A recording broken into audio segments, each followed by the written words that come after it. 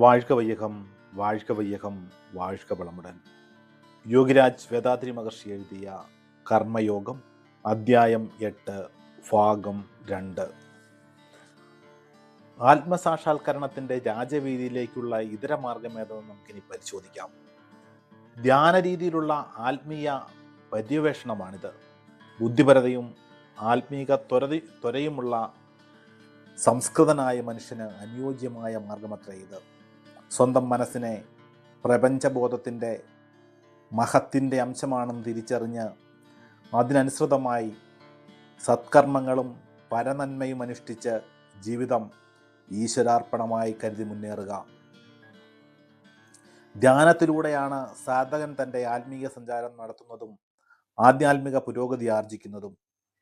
സ്വശരീരത്തിൽ അന്തർലീനമായിരിക്കുന്ന മൂലാധാര ക്ഷേത്രത്തിൽ നിവസിക്കുന്ന കുണ്ടലിനി ശക്തിയെ ഒരു കുണ്ടലിനി യോഗാധ്യാപകന്റെ ശിക്ഷണത്തിൽ മൂലാധാര ചക്രത്തിൽ നിന്ന് ഭ്രൂമധ്യസ്ഥിതമായ ആജ്ഞാചക്രത്തിലേക്ക് ഉയർത്തുവാനും ഈ പ്രാണശക്തിയുടെ പ്രഭാവം പ്രസ്തുത നാഡീകേന്ദ്രത്തിൽ അനുഭവിക്കുവാനും ആത്മീയ സാഫല്യം ആഗ്രഹിക്കുന്ന ഏതൊരുവനും സാധ്യമാണ്.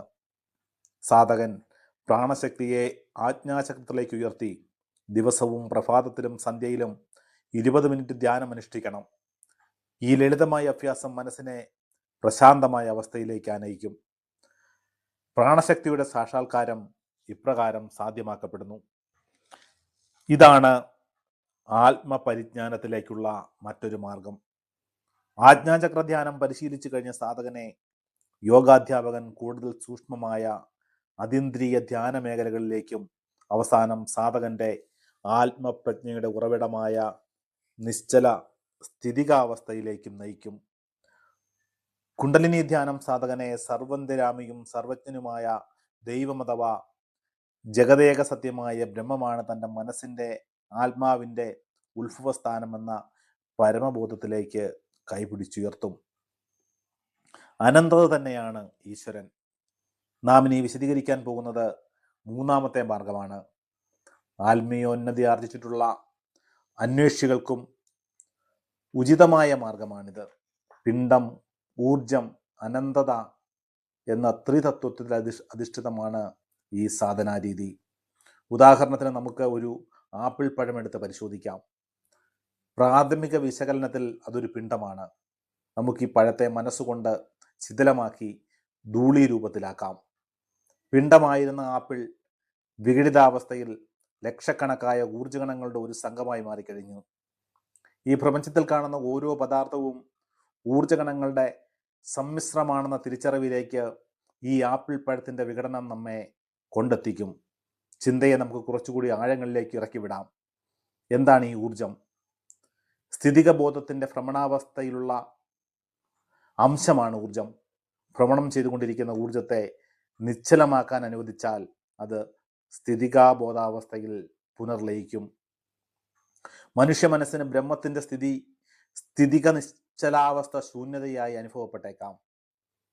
ഇന്ദ്രിയാധീനമായ മനസ്സിൻ്റെ മിഥ്യാബോധം കൊണ്ട് മാത്രമാണ് ഇത് സംഭവിക്കുന്നത്. ചലനത്തെക്കുറിച്ചുള്ള ബോധമുദിക്കുമ്പോൾ മാത്രമാണ് മനസ്സ് പ്രത്യക്ഷീഭവിക്കുന്നത്.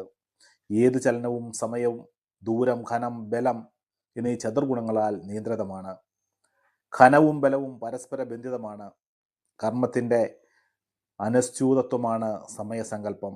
ബലം ചലനമാണ്, അതിനൊരു നൈരന്തര്യവുമുണ്ട്. ഇവയും അവിഭാജ്യങ്ങളാണ്. ഒരു ശക്തിപ്രഭാവത്തെ മറ്റൊന്നിൽ നിന്ന് വേർതിരിക്കണമെങ്കിൽ അവയ്ക്കിടയിൽ ശൂന്യതയുണ്ടായിരിക്കണം. ഈ ശൂന്യതയെയാണ് ദൂരമെന്ന് വിവക്ഷിക്കുന്നത്. ദൂരത്തിൻ്റെ അഭാവത്തിൽ ബലത്തിന് അസ്തിത്വമില്ല. ഏതു ചലനവും മേൽപ്പറഞ്ഞ 4 ഗുണങ്ങളെ ആസ്പദിച്ചിരിക്കുന്നു. മനസ്സിൻ്റെ വ്യവഹാരം എപ്പോഴും ചലനവുമായി ബന്ധപ്പെട്ടിരിക്കുന്നു. എപ്പോഴെല്ലാം മനസ്സ് സമയദൂരങ്ങളുടെ ഘനബലങ്ങളുടെ സ്വാധീനത്തിൽ നിന്ന് അകന്നു നിൽക്കുന്നുവോ അപ്പോഴെല്ലാം അതിൻ്റെ അസ്തിത്വം ഇല്ലാതെയാകുന്നു. എന്തുകൊണ്ടിങ്ങനെ സംഭവിക്കുന്നു? മേൽപ്പറഞ്ഞ സ്വാധീനത്തിൽ നിന്ന് മനസ്സ് മുക്തമാകുമ്പോൾ സ്വയം പ്രേരിതമായി അത് സമ്പൂർണതയായി മാറുന്നു. പ്രപഞ്ചപ്രജ്ഞയുടെ അവസ്ഥാന്തരമാണ് ഈ സമ്പൂർണത. കറക്ക വിട്ട് ഒരു പമ്പരം കറങ്ങിക്കറങ്ങി ചലനവേഗം കുറഞ്ഞു വന്ന് സ്ഥിതികാവസ്ഥയിലെത്തി നിശ്ചലമാകുന്നത് പോലെ തന്നെയാണിതും. അപൂർണമായ മായാഭരിതമായ മനുഷ്യ മനസ്സ് ചലനത്തെ സ്ഥിതികാവസ്ഥയുമായി വിവേചിക്കുമ്പോൾ ശൂന്യതയെ സർവവ്യാപിയും സൂക്ഷ്മവുമായ ഘനദ്രവ്യ ബാഷ്പങ്ങൾ പരിമാണങ്ങളായ ആകാശത്തെ ബ്രഹ്മത്തെ ഇല്ലായ്മയായി തെറ്റിദ്ധരിക്കുന്നു. യഥാർത്ഥത്തിൽ ഈ കേവലാവകാശമാണ് പൂർണ്ണത. അതൊന്നു മാത്രമാണ് ജഗത് വ്യാപിയും ജഗതാത്മാവുമായ ഈശ്വരൻ. സർവജഗത്തിൻ്റെയും ഒന്നായുള്ള മനസ്സ് എന്ന് ജ്ഞാനികൾ പറയുന്ന മഹത്താണ് ഈ ആകാശം. മനസ്സിന്റെ വീക്ഷണത്തിൽ പ്രപഞ്ചത്തിൽ കാണുന്ന നക്ഷത്ര ഗ്രഹങ്ങൾ ഭാവനാതീതമായ വിധം വലുതും പരിമാണമുള്ളവയുമാണ്. നേത്രങ്ങൾക്ക് ഗോചരമായതും അഗോചരമായതുമായ എണ്ണമറ്റ നക്ഷത്ര ഗ്രഹങ്ങളും താരാപഥങ്ങളും എവിടെ എങ്ങനെ സ്ഥിതി ചെയ്യുന്നു എന്ന് നമുക്ക് പരിശോധിക്കാം. പരസഹസ്രം ഗ്രഹങ്ങളും കോടാനുകൂടി നക്ഷത്രങ്ങളും നിലകൊള്ളുന്നത് ശൂന്യാകാശത്തിലാണ്. അതിനാൽ ഇല്ലായ്മയെന്ന് മനുഷ്യനെ തെറ്റിദ്ധരിപ്പിക്കുന്ന ശൂന്യത ശതലക്ഷം നക്ഷത്രഗോളങ്ങളെ താങ്ങി നിർത്തുന്നത് കൊണ്ട് അവയേക്കാൾ ബലവത്താണെന്ന കാര്യത്തിൽ സംശയിക്കേണ്ടതില്ല. നാനാവിധ ശക്തികളും ദൃശ്യങ്ങളും മൂർത്തദ്രവ്യങ്ങളും ആകർഷണ വികർഷണ ചലനങ്ങളും ഉത്ഭൂതമാകുന്ന ഈ ശൂന്യതയാണ് സത്യമെന്ന് നമുക്ക് ബോധ്യപ്പെടാം. ആകാശം ശൂന്യമാണെന്ന വിഭാവനം ഒട്ടും നീതീകരണമില്ലാത്തതും അതിനാൽ അവാസ്തവുമാണ്. ഈ ശൂന്യതയിൽ വ്യാപരിച്ച് ഇതിനെ നാമരൂപങ്ങളും ദ്രവ്യപദാർത്ഥങ്ങളുമാക്കുന്ന നിഷ്പന്ദമായി ഇതിനെ സ്പന്ദിപ്പിക്കുന്ന പ്രപഞ്ചബോധമാണ് ഈശ്വരൻ. ഇതാണ് കേവല സത്യം. ഇതല്ലാതെ മറ്റൊന്നും ശാശ്വത സത്യമല്ല, ആണെന്ന് തോന്നിപ്പിക്കുന്നു എന്ന് മാത്രം. ഈ ഉറച്ച ബോധ്യമാണ് ആത്മസാക്ഷാത്കാരത്തിലേക്കുള്ള ലളിതമായ മാർഗം. മൂർത്തബോധത്തിൽ നിന്നും അമൂർത്തബോധത്തിലേക്കും അമൂർത്തബോധത്തിൽ നിന്ന് അമൂർത്ത സാക്ഷാത്കാരത്തിലേക്കും പടിപടിയായി പുരോഗമിക്കുക. അതായിരിക്കണം ഓരോ ജീവാത്മാവിൻ്റെയും ലക്ഷ്യം. ബിരുദധാരണ പരീക്ഷയ്ക്ക് തയ്യാറെടുക്കുന്ന വിദ്യാർത്ഥിക്ക് പ്രഥമ പാഠശാലയിൽ അഭ്യസിച്ച അക്ഷരമാല പുസ്തകം ആവശ്യമില്ല. എന്നാൽ അക്ഷരമാല അഭ്യസിക്കാതെ ഏതു ബുദ്ധിരാക്ഷസനും ബിരുദ പഠനത്തിലേക്ക് എത്തിച്ചേരാനും സാധ്യമല്ല. ആചാരാനുഷ്ഠാനങ്ങളുടെയും മത പ്രമാണ ഗ്രന്ഥങ്ങളുടെയും ആരാധനാലയങ്ങളുടെയും ആവശ്യകത വ്യക്തിയെ ആധ്യാത്മിക വികാസത്തിന് യഥോചിതമായി സഹായിക്കുക എന്നതാണ്. അവ മാർഗം മാത്രമാണ്, ലക്ഷ്യമല്ല. എന്നാൽ മാർഗം ലക്ഷ്യമായി തെറ്റിദ്ധരിച്ച് എത്രയോ മനുഷ്യർ വഴിമധ്യേ യഥാർത്ഥ ലക്ഷ്യമേതെന്ന് മറന്നുരുളുന്നു. സർവവ്യാപിയും സൂക്ഷ്മവുമാണ് ആകാശം.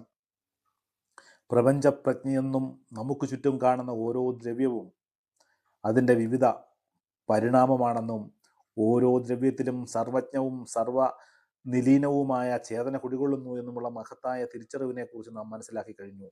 വീണ്ടും ആപ്പിൾ പഴത്തിൻ്റെ ഉദാഹരണത്തിലേക്ക് മടങ്ങിച്ചെല്ലാം. ആപ്പിൾ പഴം എന്നത് 3 പരിമാണങ്ങൾ, നീളം, വീതി, വണ്ണം ഉള്ള ഒരു ഭൗതിക വസ്തുവാണല്ലോ.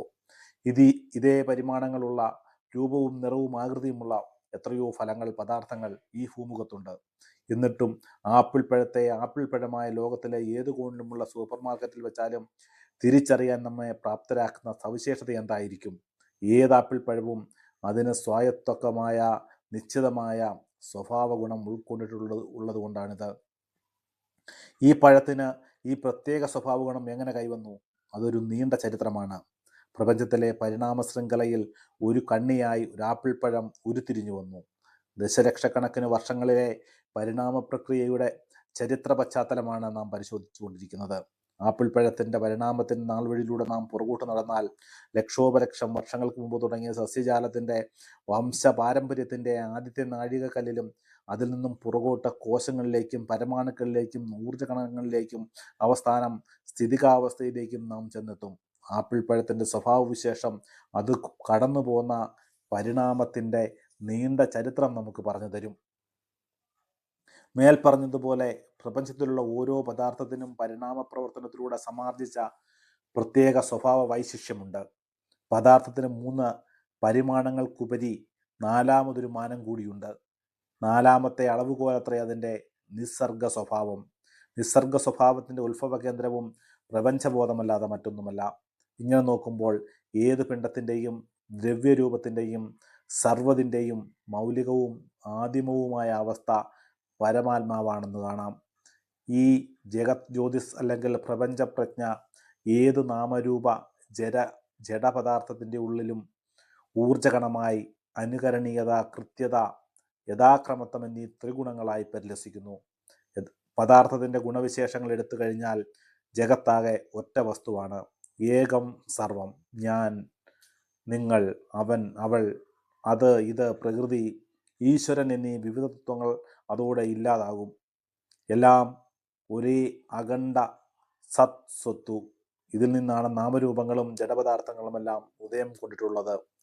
മണ്ണിലിടയുന്ന ചെറുപ്രാണി മുതൽ ആത്മീയാനന്ദ മൂർച്ചയിലാണ്ട പരമഹംസനിൽ വരെ സ്വയം പ്രതിഫലനം ചെയ്യുന്ന ജഗത് കാതലായ ഈ ഏകവസ്തുവിനെ നാം വിവിധ രൂപങ്ങളിൽ ദർശിച്ച് വിവിധ പ്രതിച്ഛായകൾ സൃഷ്ടിച്ചു കൊണ്ടിരിക്കുന്നു.